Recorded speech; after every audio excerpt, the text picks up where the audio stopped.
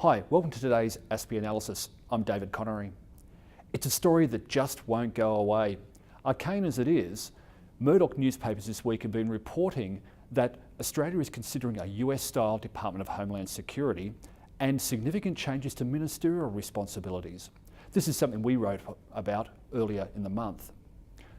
Under this proposal, it sounds like a number of departments will be grouped under Minister Scott Morrison in a new portfolio role, which would focus on Homeland Security and be led primarily by the Australian Federal Police. I think there are three reasons, though, against creating this super department.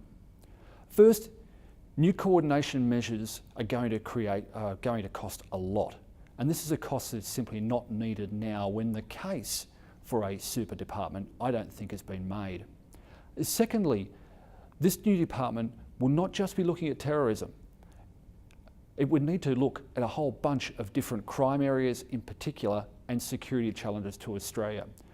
I'm not convinced that a department that coordinated all that activity would necessarily provide value. And lastly, you can only imagine the span for the agency head that would be put in response to this. You need to coordinate 5, 6, maybe 7 frontline agencies. That's a big span for an agency head who has very detailed responsibilities. That being said, I think there is a case for changing ministerial arrangements in the Homeland Security space.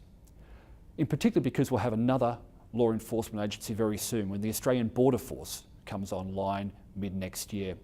That means both the Attorney General and the Minister for Immigration and Border Protection will be representing law enforcement agencies in Cabinet.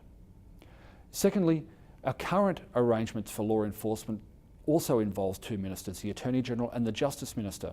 This means that the Justice Minister is often responsible for the day-to-day operations of the AFP and the Australian Crime Commission in particular.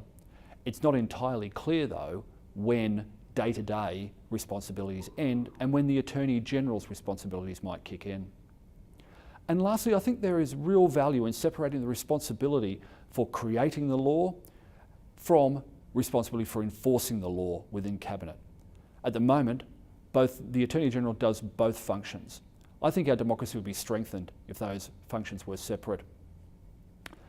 If there were to be a change in responsibilities, though, there would need to be some administrative changes as well.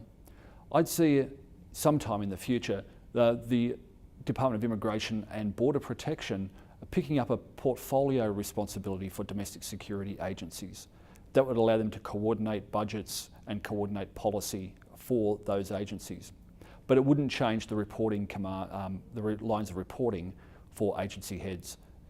The Commissioner of the AFP, the CEO of the Crime Commission, and I think also the Director General of Security would report individually to their minister.